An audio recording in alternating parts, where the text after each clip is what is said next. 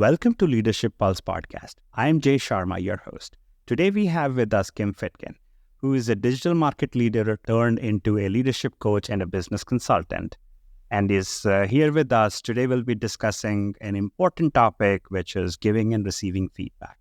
Before we jump in, Kit, why don't you take a moment and introduce yourself? Great. Thank you, Jay. Hi, I'm Kim Fitkin, and I've been leading teams for about 15 years, and I've been in digital marketing for the last 11. And I worked my way from being an executive and now doing my own thing and helping other leaders level up their leadership skills. And one of those skills is feedback.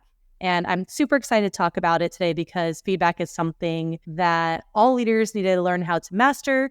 I like to say that feedback is the F word that leaders like to avoid. So it's something that we need to be a little bit more comfortable doing. And it's something that I've trained teams on, clients on. And I'm excited to get into this today with you, Jay. Great. So to kick things off, Kim, can we start with why do you think feedback is so vital in today's professional world? Yeah. Feedback is something that is going to promote growth, right? In a company, it's going to promote development. It's going to promote innovation. I like to think about feedback in terms of Google Ads. I worked in Google Ads for the last 11 years. And if I had never taken the feedback from my clients or from the experts that were so much better than me at Google Ads, I would be left doing techniques that are so outdated that I would have been losing money for our clients, being left in the dust. And giving and being able to receive that feedback is something that's a challenge, yet something that's going to create such innovation. And, it's also going to promote personal and professional development. It's going to help you level up your skills and to be better off than you were the day before. So it's really important that we can learn to give it and accept it. And it helps our clients. Running a business, we have to be able to take feedback that's going to help our client accounts and to help them hit their goals. Do you have one piece of feedback that was like pivotal moment in your life, and how did it shape up your career? Oh yeah. I think back, it was about maybe 6 years ago. We're doing Leadership 360 surveys. Are you familiar with Leadership 360s? Yes, but for our audience, why don't you take a moment and tell us what Leadership 360 surveys are? Absolutely. So yeah, it's surveys that, that you're given as a leader. It's going to be from the up. So like my boss giving me feedback, my peers giving me feedback on the side, and then down, my direct reports giving me feedback. And I was given feedback about 6 years ago that I was too emotional. And I experienced kind of two evolutions from this feedback. And I'll share that with you. The first one was, oh, dang, I'm too emotional and I got to change this. When I got this feedback, overall, the 360 surveys it was pretty good. I got great feedback. For the most part, people liked me. I had worked at the company for a couple years. I had grown in my leadership around all my peers. And so I was well liked. I didn't really expect to get that negative, I say, quote, negative feedback of being emotional. And it was kind of a surprise to me. And so I went through the motions of like, okay, am I emotional? Should I change how I approach things? And we had just laid off, one or two people. I think it was the first time that we had even laid someone off. And it was a department. And I remember giving, the speech to our team that we had done this. And I was emotional. I remember being so sad about it because it was the first experience that I had at this agency of having to go through this. And I remember thinking to myself, well, why was that such a problem that I was emotional? I'm like, okay, flip the switch. I'm not going to be emotional anymore at work. I'm going to be, hard ass. I'm going to be bold and I'm going to be direct. And I think I took it to a level that may have been too far, where people were then like, wow, Kim is really intimidating. And I'm like, oh, but I'm so friendly. And so I kind of had this other sort of evolution when it came to emotions, which was that it's okay to be emotional. I studied, I dove really deep into understanding human behavior, into understanding emotional intelligence, understanding empathy, and being in touch with my emotions. And there's been so many times in my career where I've heard, oh, you shouldn't be emotional at this. And not just directed at me, but other people, where they're, keep emotions out of the workplace. And through my sort of study of this, I came to realize that emotions belong in the workplace. We're human. We're emotional beings, and emotions belong at work. And there's one thing between having emotions and then making an emotional decision, right? So making an emotional decision, someone may have delivered something late to a client. I get angry and I fire them. That's an emotional decision versus they deliver something late to the client. Yeah, I understand. I might be angry about this, about what happened, but I'm not going to fire them. I'm going to understand what happened and kind of pivot and figure out how to coach them. Okay, this is what we're going to do with this. But that's a reaction, right? The firing part is the reaction. And so that's my second evolution with this feedback was I don't need to not be emotional. I need to embrace my emotions. I need to understand them. I need to understand when they're appropriate and when they're not appropriate. And I feel like it's so funny because that piece of feedback really shaped my career. It really helped me dive into understanding humans as a whole, understanding emotions and empathy. And I was working with a client recently. He called me a couple weeks ago, and it was actually right before the holidays. He called me and said that he has to fire someone, and it was someone that he really liked, and that they were both parents. So he connected with this person on a very personal level. He's like, I'm a dad, she's a mom. How can I not make this personal? How can I not be emotional about this? And he called me and he's like, how do I separate my emotions from this decision? And I told him, you don't need to. You don't need to not be emotional. Firing someone is an emotional thing to do, right? And yes, be firm in what you're going to say. It was a decision that was made by the company to do this. And I'm like, you have to be firm. If you're going to fire someone for the performance, be firm in it. But it doesn't mean that you need to be a robot. So, really being able to understand emotions came from that one piece of feedback in that 360 survey, which, to be honest, it was maybe 3 people had said that I was emotional.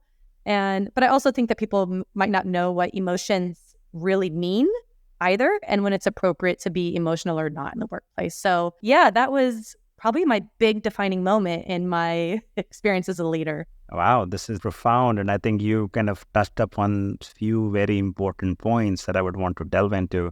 Please. To name a few, you talked about empathy, you talked about embracing your emotions, you talked about not retaliating, and you also talked about coaching and mentoring people, right? I think the most important topic that I think I want to delve into first here is we are humans. We all are emotionals, right? To an extent, like a lot of us call ourselves emotional fools. How do we, in a workplace, how do we embrace our emotions and stay true to the business and while, kind of maintaining that fine balance? Yeah, so it's about understanding your emotions. I feel sad about this and accepting that that's your emotion, right? So, okay, this is the emotion that I have about this situation and I understand it, but I also understand how to react to it. So I know that I'm not going to, fall on the floor and cry in front of my team.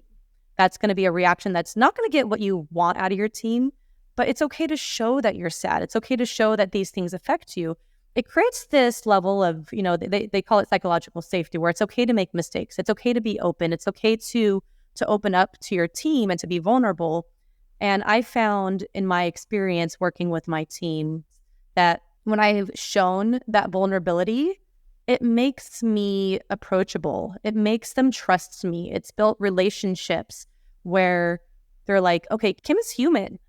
She's experiencing the same things that we're experiencing. Yes, we're on the clock from 9 to 5, but she goes home and she has a family. She takes care of them. She has a life outside of work, and emotions play into that. And it's okay to express emotions. It's on us to also understand how to show them, how to regulate them when they're appropriate in the workplace. And I think that's something that people are trying to figure out, like how much emotion can you show? And it can get to a dangerous level where, especially when that emotion is anger, that creates a sense of fear in the workplace. It creates, you're walking on eggshells around, especially if that anger comes from a boss, from the leader of the team. It creates these eggshells that you're walking around and walking on, and a level of toxicity in the air, right? And that's where it's so important to understand your emotions and the power that they have so that you can, you can figure out what to do with them. Interesting.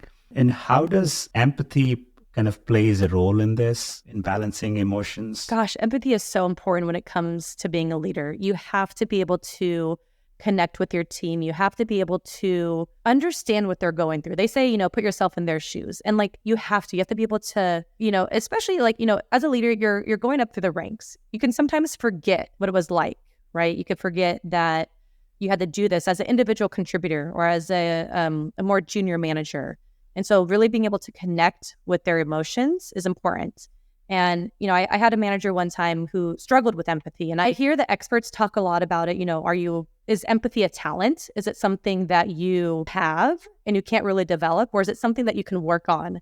And so I've heard the arguments around it both. What I will say is that empathy is something I know that you can address and work on. And so I had a director once. He was managing a woman who had a child. And he was a single man in his mid-20s, doing his own thing, working with a woman who had a child who was sick. And he was coming to me and he was like, Kim, her child's always sick. She's not showing up to work. And I don't understand this. And he's like, why is she not showing up to work? She's at the doctor's again. And I'm like, I told him, I said, you got to understand what she's going through. And he's like, well, I don't. He's like, I don't have a kid. I think what it is bogus. And I'm like, okay, connect with the emotion. And this is what I told him. I said, what do you think the emotion is that she's feeling because her child is sick and she's missing work? He's like, well, she's probably feeling fear for the child that is sick and probably some fear about losing her job because she's now missed a couple of days of work. So I'm like, you don't need to connect with the situation. That's not empathy. You don't need to understand that situation, but connect with the emotion. Understand what it's like to have that fear. So I told him, how do you feel when you have that fear, And so it kind of started to click for him. And he's like, okay, I understand how she is. And so he was able to not give her grace, but to put himself in her shoes in that moment, and be like, I understand that fear.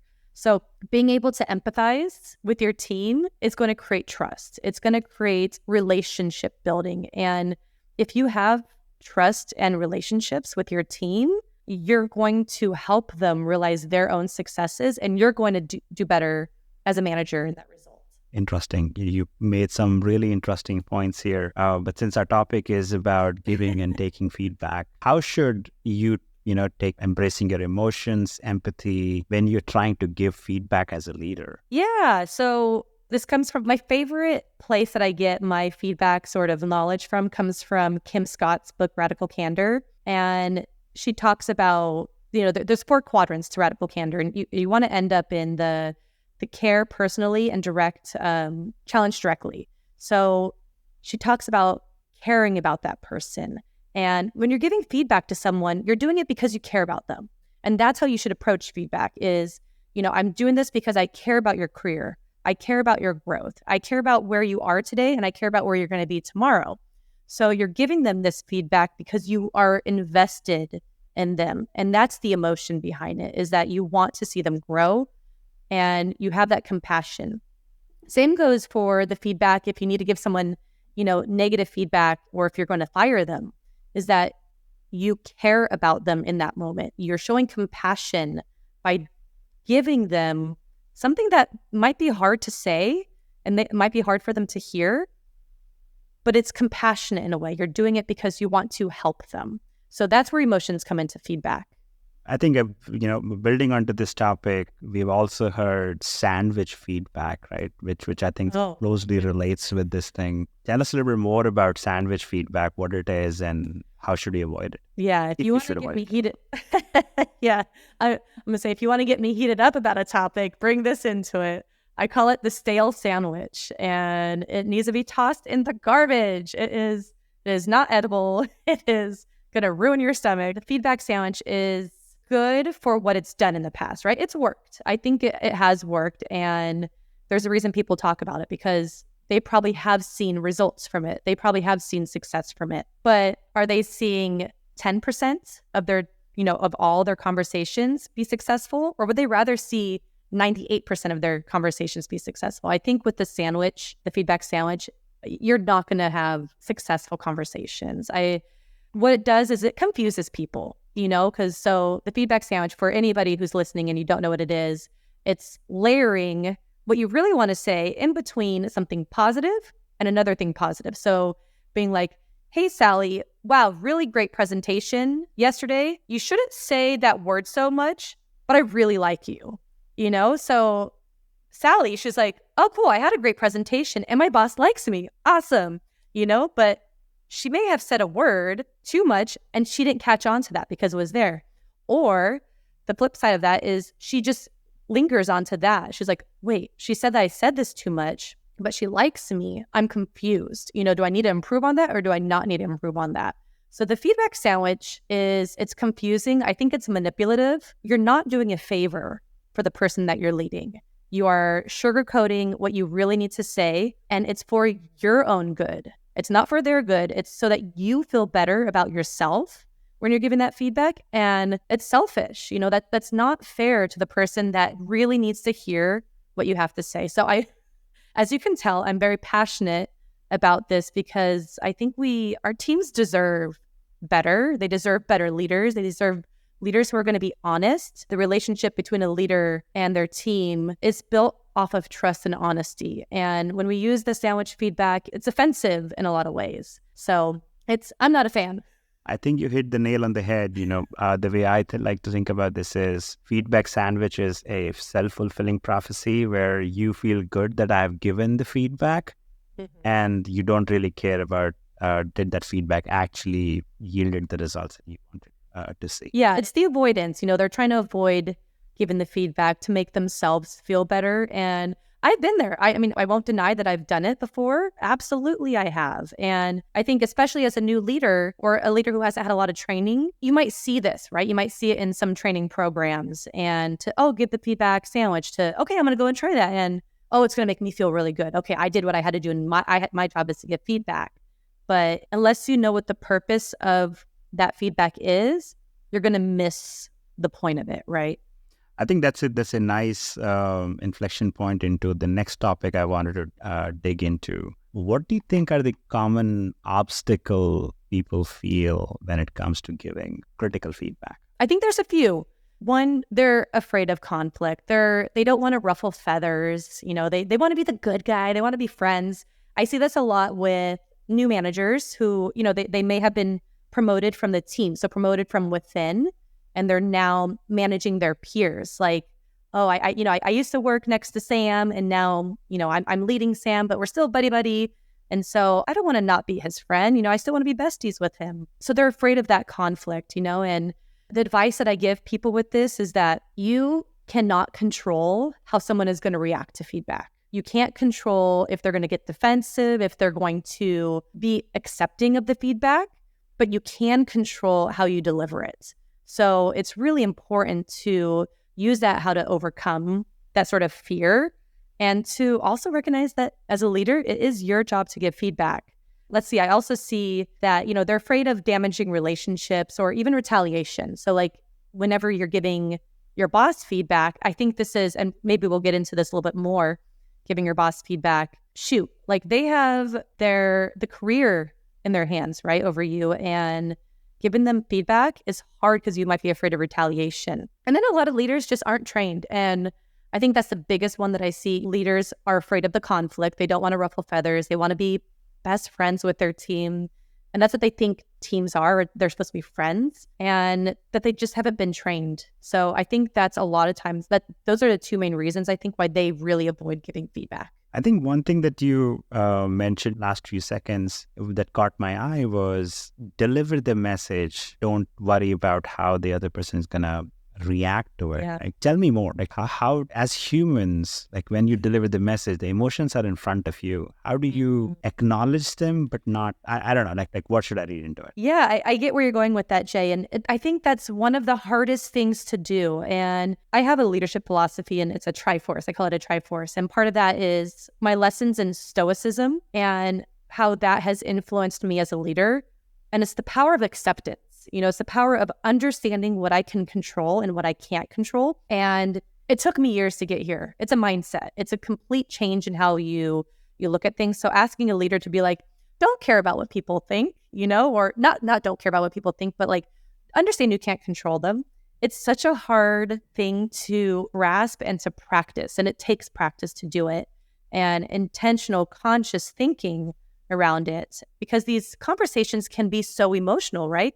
And so for me, it's kind of coming to that realization that I have no control over how this person is going to respond to my feedback. I don't know how they're going to respond, and I know them pretty well. And I did give feedback to one of my direct reports, and I was shocked by the response that I got. This person got super angry and really defensive. And I was just like, whoa, what's happening? And I started to get a little scared because I was like, oh my goodness, like, are they going to violent? They were just so frustrated and angry in that moment. And it made me realize I have no control, even for someone who I thought was so level-headed. I can't control how they're going to react, but I can control how I deliver it. So that is something that I make sure that I deliver that feedback the way that I deem appropriate, or that I deem best, or my best practices with giving feedback, because then I know that I'm consistent. I know I'm consistent across all the people that I'm giving feedback to, that I'm treating them as individuals and as people. But it's such a challenge. It's one of the biggest challenges leaders are going to have, is preparing for sort of the other side of that feedback curtain, like what's going to happen after you give that feedback. Tell us more about the steps you talked about for giving feedback. Actually, in the middle of writing a leadership course, so these are very fresh in my mind, and I might not remember them all, but I have 9 techniques or 9 steps to giving feedback. And my favorite one, number 1, is be direct. This goes with the feedback sandwich. Don't put anything fluffy on one other side of it. And I take this from, again, Radical Candor from Kim Scott. She has this great story. She's walking her brand new puppy, and there's a man that comes up, and she's waiting at a light to cross the street. And this man comes up and is petting her dog, talking to her about her puppy. And the dog's kind of like, he's kind of wiggly, getting all over the place on the leash. And he says to her, if you don't control your puppy, he's going to run into traffic and he's going to die. And she was just like, whoa. And he said, sit. And the dog sat. And he looked at Kim Scott and he said, it's not mean, it's clear. And that story has stuck in my head for years since I read it, because that was feedback that he gave her was, the dog is going to run into the street and die if you don't learn to control it.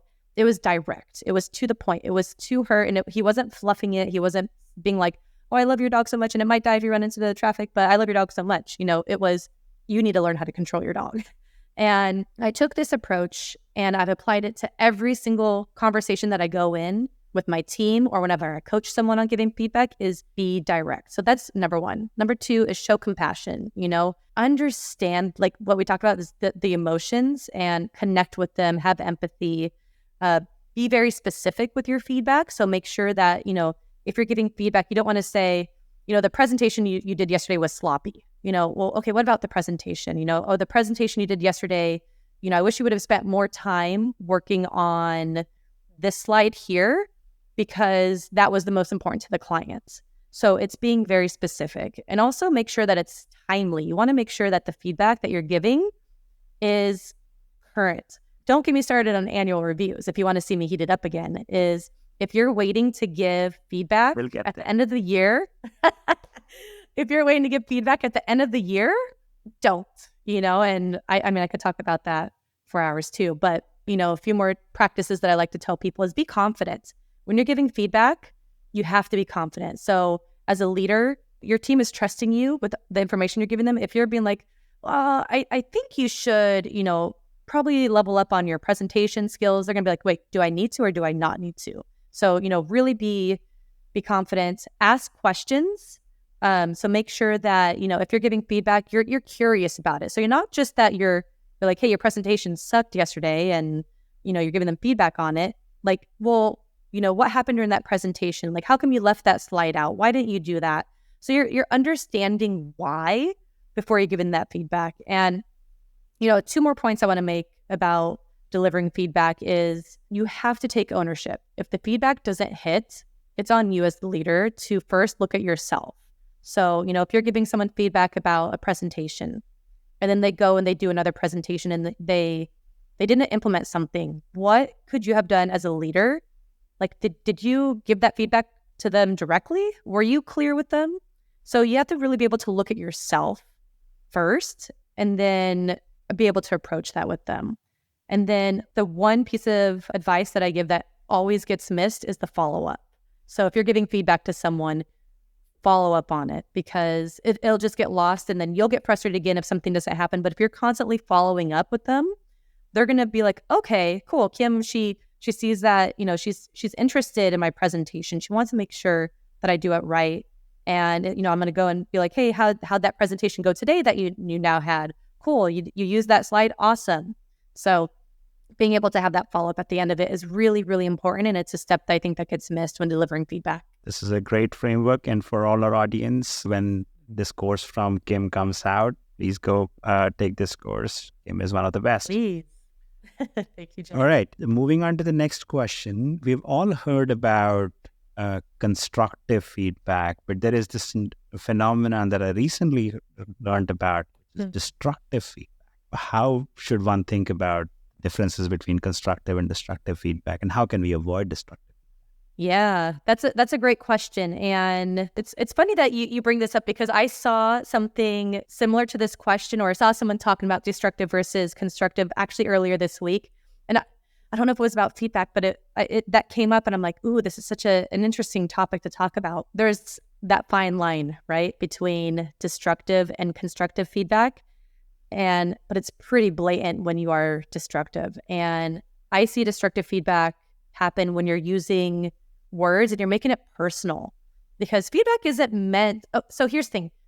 Feedback is personal. When you're on the receiving end of it, it can be such a personal thing to hear, especially if it's a constructive thing, like, hey, Kim, you need to work on your presentation skills. Whoa, I didn't realize that. It's a hard thing to hear. Walls go up. And it's really important to kind of break those walls down and to not judge them by the behavior. And I think that's where it gets destructive, is whenever you're saying things like, I resent you, or I'm disappointed in you. I'm disappointed in you for that presentation that you gave yesterday. How can you, why did you think that was a great idea? Versus saying something like, hey, can we talk about the presentation? I like to use questions in my leadership. So, hey, can we talk about the presentation? How do you think it went? What could you have done better? I noticed when you did this, XYZ happened. Let's talk about it, and it's not attacking the person. You're getting to the same point that we need to talk about this presentation, but it's not attacking them as a person. And it is so demoralizing to be on the end of destructive feedback. I've been there. I've had it done to me. And it's something that I will make sure of for the rest of my life, that I never do that to anybody, because you hold on to it. And I've gone through so much self-development over the years, and I've done therapy, and those words, they stick with you. They're given to you by someone with power and with authority. And when they use such a personal sort of message, when they could have framed it in a slightly different way, could have got that message across, it becomes destructive and it's demoralizing. It makes you not want to put any effort in. And that's how you create a toxic culture, a culture of fear. And so being very careful with your language is what I advise leaders. It's okay to have thoughts. And that's what I always want to tell people. You're going to have thoughts where you're going to be like, wow, I'm so frustrated with this person. Don't say that. You want to, okay, again, my emotion, I'm frustrated with this. Okay, Sam, let's go talk about this. I have some questions for you. Can we follow up? Give me an explanation. I want to understand your thought process here. So there's that fine line with destructive and constructive. And when you start to get personal, that's when it's going to be on that destructive side. I think what my key takeaway here is feedback is personal. Don't make it about the person. It's about that specific situation and not about that person. Absolutely. And we are all humans, and our nature is to get defensive the moment we feel fear. Yeah. Right. So that's how nature has kind of brought us up. So, be mindful of that. Yeah. Cool. I think we can shift gears, and we've talked a lot about giving feedback. Let's talk about receiving feedback, right? Okay. So how should you think about when you receive a critical piece of feedback? Yeah. Like, let's talk about your example. When you received your feedback, Kim, you are very emotional. Mm-hmm.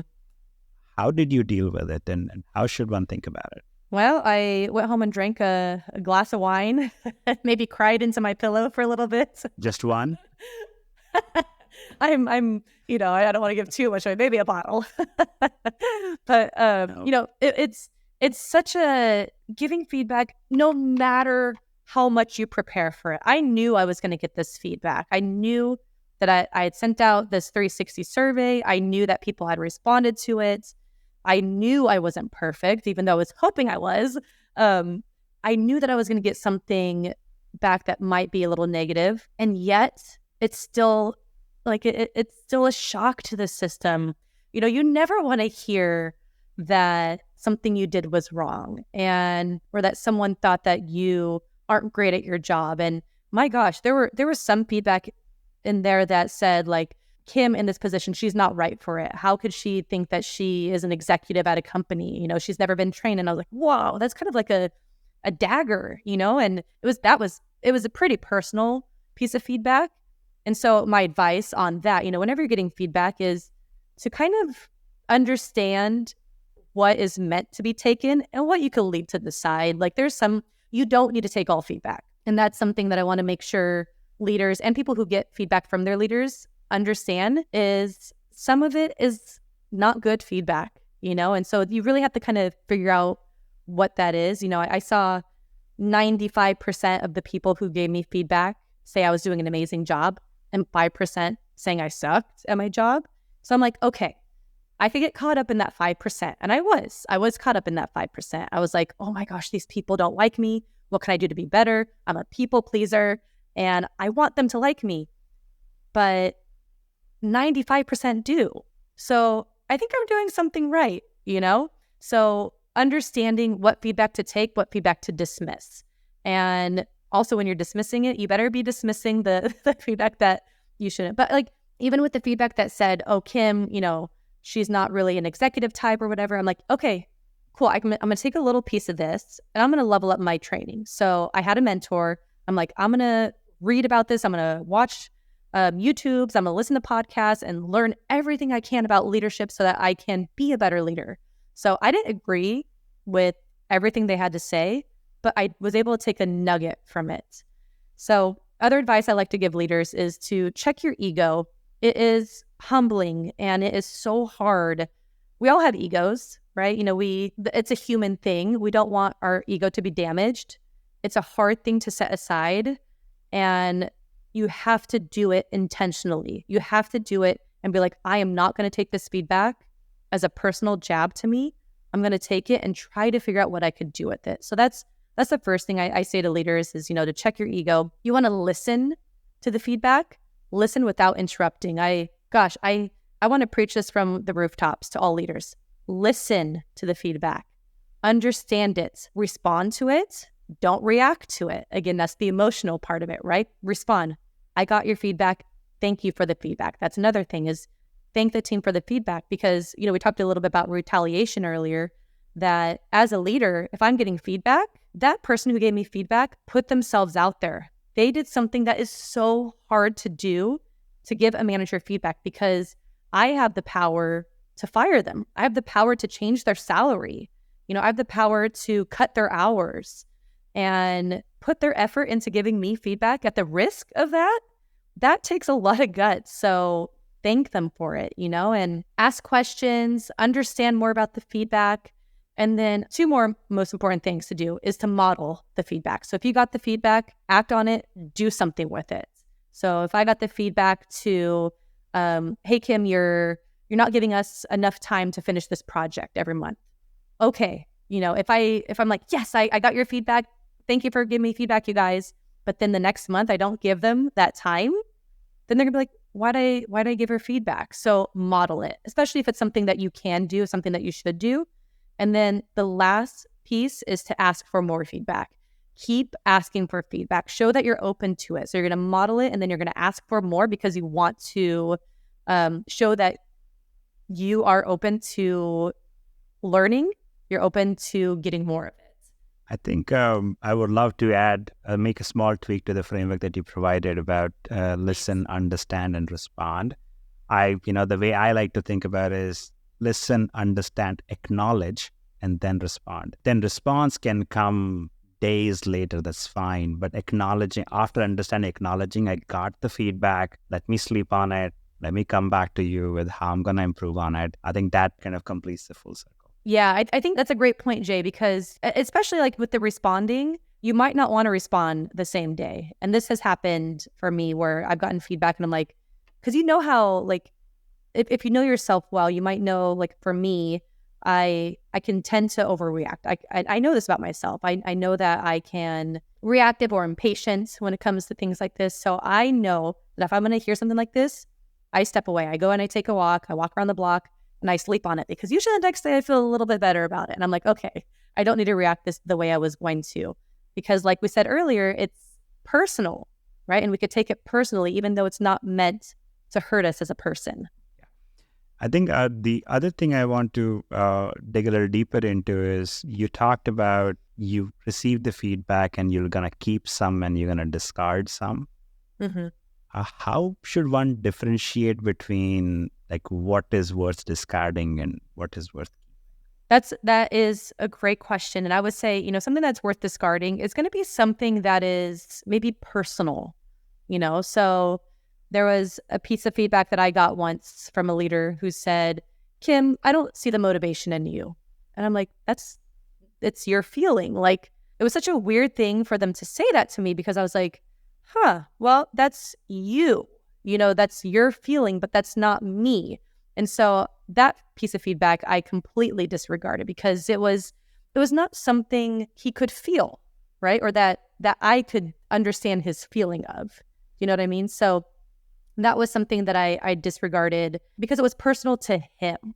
And when it becomes personal, I think that's the kind of feedback that you can dismiss. If it's something that's going to be constructive, right? Where we talked about constructive and destructive. If it's constructive, hey, Kim, let's talk about how you can be more empathetic with these people.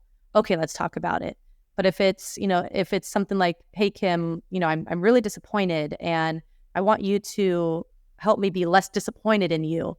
Well, I can't do anything with that feedback. That's personal to you. And then there's also the feedback that is just personal. And that's life. You're going to rub someone the wrong way. And as a leader, you're not always going to be liked. You have to make some hard decisions. And this has happened to leaders that I've managed where they just are not liked by someone. And feedback is, you suck as a leader, versus the 98% that says you're a great leader. It's like, okay, you suck as that's not something I could do anything with. So if there's nothing tangible that I could do with it, it's something that, I'll disregard. If it's someone that I know, like 360 surveys are anonymous, so it's hard to go back to that person. But if it's someone that's giving it to me face to face, I would ask clarifying questions like, okay, you're saying I'm not motivated. What do you mean? Like, what do you want me to show you? So really trying to clarify what that feedback is. But some feedback is personal to them that you can't really do much about. I think I would just add one thing to it, which is if the feedback is not actionable, you can't do much with it, right? Yeah. You are not a great person. I don't know. It's your feeling. Yeah. How do I help? So, yeah. Tough, like what do you? Right? Yeah, and your definition of a great person. Yeah, is different from someone else's definition. So yeah, that's really hard to make everybody happy. Yeah, cool. So let's talk a little bit about, like, we talked about emotions at the time of giving feedback, but how does one control their own emotions when they receive critical piece of feedback? Like, are there any tools, frameworks that they can deploy to help them? If you know that you're going to receive feedback, prepare for it. So, kind of go into it with the mentality, like for the 360 survey feedback that I got, I knew I was going to receive it. So I was able to prepare. I was able to, set my mind to be like, okay, be prepared for anything. Don't go into like, I'm great, everything is awesome, and I'm the best in the world. You have to almost have that like level of pessimism or negativity. And this comes from someone who's very optimistic. But you have to go into it understanding that, not everything is going to go your way today. So it's a mindset for me. What I do, going into that is I clear my mind. I meditate. So I do some meditation or I do some journaling, and it helps to kind of connect with me. If I could connect with me and I get this feedback, I know who I am. I know what I need to improve on. I'm intentional with it. So meditation is great. Journaling is great. Having someone that you trust that you can talk to after is fantastic. So I'm a leadership coach. So there's one client that I have, and she works with her COO. She's a VP of a department. And whenever she gets feedback from him, she'll call me right away. Like, I'm her first call, because she's like, I just need someone to talk through this with, because she can't talk with that person, with their COO. And so she'll talk through it with me. So it's really important to find maybe someone that is supportive and there for you during that time too. No, I was gonna say, I don't drink that bottle of wine because it's just a Band-Aid, So like for me, reading that 360 survey feedback and be like, oh, I have a glass of wine. It's a temporary Band-Aid. So doing things that are going to be lasting sort of impressions on you. Yes. And I would add, the sole purpose of a critical feedback is to make you a better person, better leader. So Band-Aids are not going to help in long term. Working on things that have a lasting effect.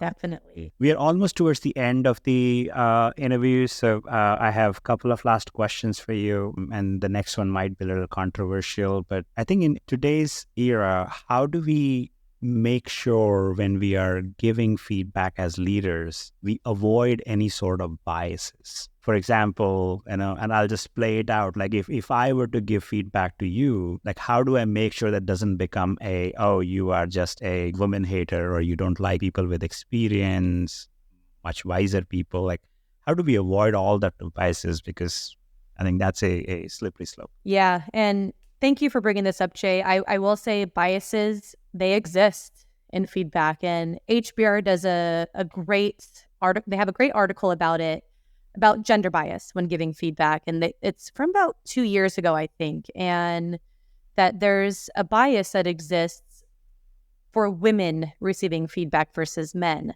And it's really interesting because what they did was they took a data set of about 100 leaders and the feedback that they were getting from their peers and from the people on their team. And what it sort of uncovered was that when it came to giving feedback about confidence, the men would get feedback that was, this man, he needs to be more confident in this skill set.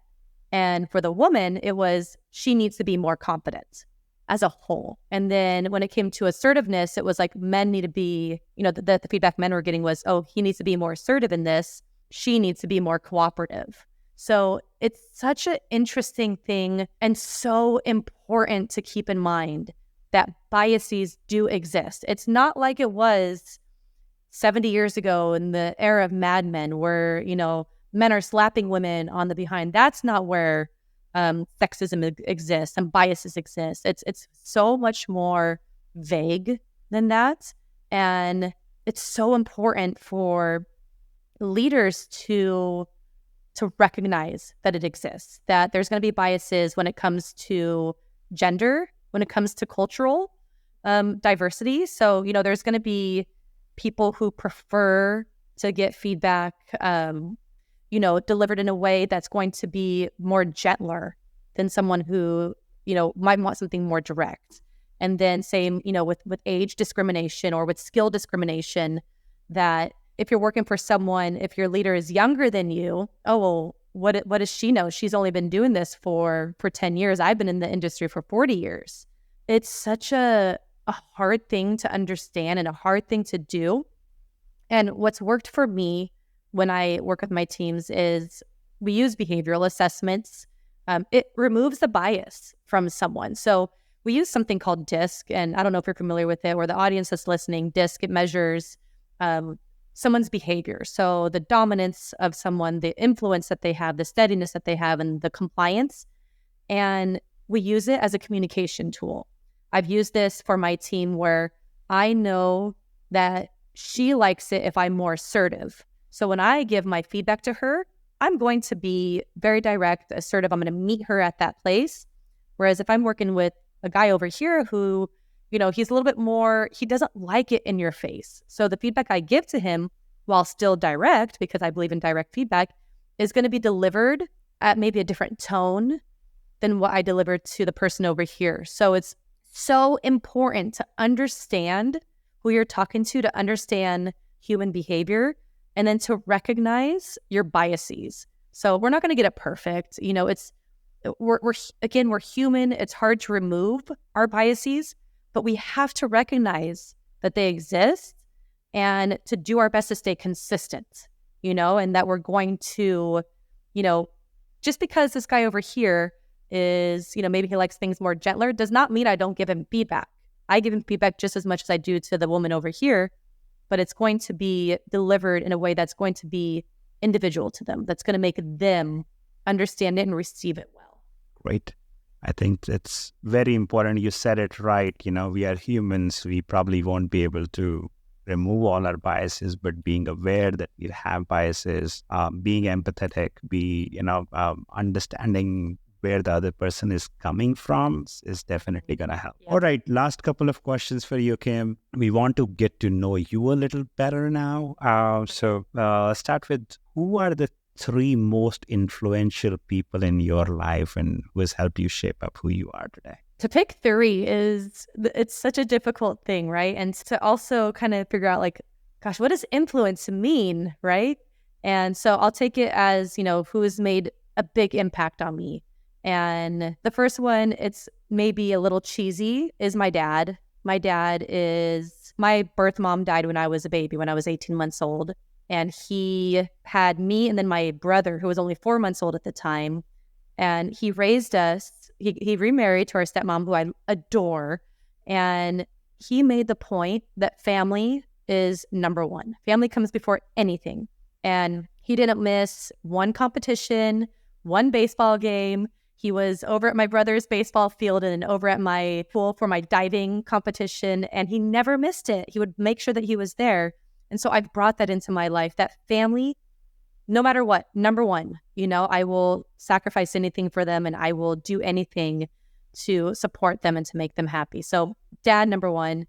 Number 2 is I have a friend. Her name is Alice, and she would probably be completely shocked that I would even say this, that I would even put her up here, because she doesn't even know, and I should probably tell her someday. But she was a personal trainer of mine, a fitness trainer for a few years. And she's that person that just lights up a room. Wherever she is, she's the most kind person I've ever met in my entire life. She donated a kidney to a random stranger because that's who she is. So she does these triathlons, and she does these races to promote awareness for kidney transplants and for kids who have challenges. And she's just a good human. And if I could be like her for a second, shoot, my life is done.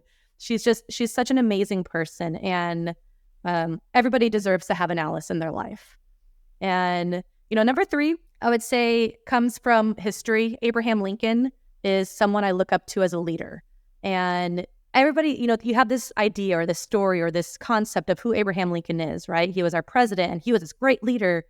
But if you read, I read his biography, and he was a quiet man. He was introverted. He was full of self-doubt and low confidence.